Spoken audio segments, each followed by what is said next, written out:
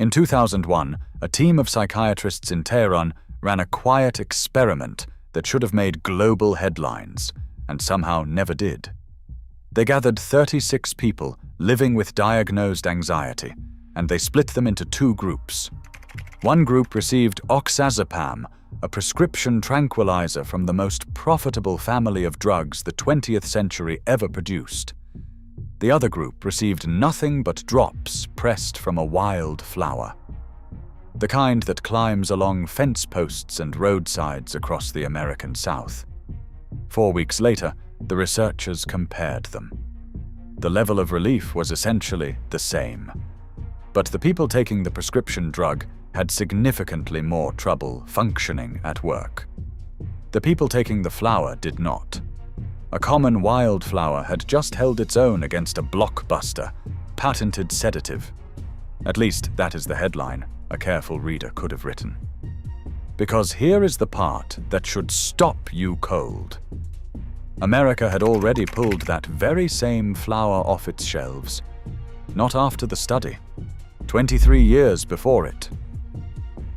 Welcome to Nature's Lost Vault. Peru, 1569. Spanish missionaries moving through South America came across a flowering vine unlike anything in Europe. Its bloom was almost architectural, a crown of fine purple filaments circling 5 petals and 5 sepals. To devout eyes, every part of it looked like a piece of the crucifixion. The ring of filaments became the crown of thorns, the 5 petals and 5 sepals, the faithful apostles. So they named it for the Passion of Christ. That is how a plant the native peoples of the Americas had used for generations picked up the name we still use today. Passionflower. What the missionaries did not realize is that this was no exotic rarity. Passiflora incarnata is native to the American Southeast. Early settlers called it the Maypop, after the hollow pop the ripe fruit makes underfoot.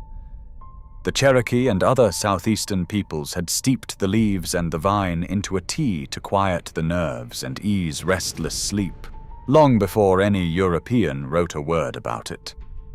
The first time it showed up in an American medical text was 1787, when a German physician named Johann Schöpf catalogued the healing plants of the young country, and noted passionflower being used to calm seizures in the elderly. Around 1840, a Mississippi doctor formally introduced it into medicine as a treatment for nervous anxiety. It looked like a small entry in a small medical journal at the time. It wasn't. By the end of the 1800s, a legitimate school of American physicians had built their practice around plants like this one. They were called the Eclectics, and they were not fringe healers. They had accredited colleges, thick reference books, and thousands of practicing doctors. In 1898, 2 of their leading figures, Harvey Felter and John Uri Lloyd, documented passionflower as a dependable nervine, a reliable remedy for insomnia, mental worry, and the exhausted, overworked mind. In plain terms, they were prescribing it for exactly what we would now call clinical anxiety and stress. It worked well enough that the medical establishment itself finally took notice. From 1916 to 1936, passionflower was listed in the National Formulary, the definitive reference book American pharmacists used to fill prescriptions. For 20 years, it sat in the same pages as the era's most trusted medicines. A flower from a southern fence line had earned a place in the National Medicine Cabinet. So what was it actually doing in there? The calming compounds in passionflower appear to work on a system in the human brain called GABA. It is the body's own brake pedal, the chemical signal that tells an overactive mind to slow down. And that is the same general brake the modern anxiety drugs reach for. Which brings us right back to that quiet study in Tehran. That trial was published in the Journal of Clinical Pharmacy and Therapeutics, led by a researcher at Tehran University of Medical Sciences. It was small, a pilot study. Just 36 patients, and the scientists were the first to say so. Half took 45 drops of passionflower extract a day. Half took 30 milligrams of oxazepam, a standard benzodiazepine. Neither the patients nor the doctors knew who was getting which. After 4 weeks, there was no measurable difference in how much the anxiety eased. The drug did work a little faster in the first few days, but it also left more people struggling to do their jobs, feeling foggy and slowed down. The flower calmed them, without dimming them. The researchers closed their paper by calling for a larger trial. If Passionflower had had a wealthy corporate sponsor, that larger trial would have happened many times over. It never really did. And the reason why is the real story of this archive. To understand it, you have to go back to a laboratory in Nutley, New Jersey, in the 1950s. A chemist named Leo Sternbach was working for the Swiss drug company Hoffmann La Roche, and in 1955 he stumbled onto a new kind of molecule almost by accident. It calmed lab animals without knocking them out. Roche put the first one on the market in 1960 under the name Librium. 3 years later came the one that changed everything.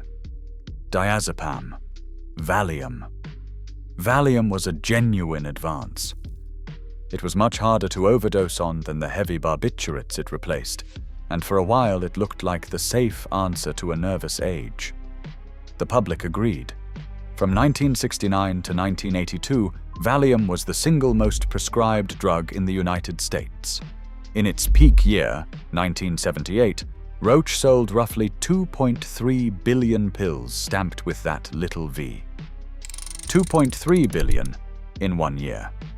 That is the kind of money that builds corporate headquarters and funds 1,000 clinical studies. And here is the asymmetry at the center of the whole story. You can patent a molecule. You cannot patent a flower. Sternbach's compound was owned, protected, and enormously profitable. So Roche could pour money into proving it worked and selling it to every doctor in America. Passionflower was free. It grew in ditches. No corporation could legally own it, which meant no company had any reason to spend a fortune proving what the eclectic physicians had already known for an entire century. That asymmetry came to a head in 1978. The Food and Drug Administration was reviewing the ingredients allowed in over-the-counter sleep aids and sedatives, and it set a simple rule. To stay on the shelf, an ingredient needed fresh, funded evidence submitted on its behalf at the hearings. For a patented billion-dollar blockbuster, that was no obstacle. For Passionflower, there was no one to show up. No manufacturer stood to make a protected fortune from it, so no manufacturer paid the legal and scientific fees to defend it. When the hearings finally ended, Passionflower was quietly removed from American over-the-counter sleep aids. Not because anyone had shown it was dangerous, but simply because no one had been paid to prove it worked. Sit with what that means for a moment. The plant was not pulled for harming people. It was dropped for the lack of a corporate sponsor. The same year Roche sold 2.3 billion patented pills, the older, gentler remedy lost its place in the cabinet for the offense of being unknownable. And the timing turned out to be its own kind of irony. Because in the years that followed, the story of the blockbuster drugs grew more complicated. Doctors and patients slowly learned that the benzodiazepines carried something the early marketing had played down.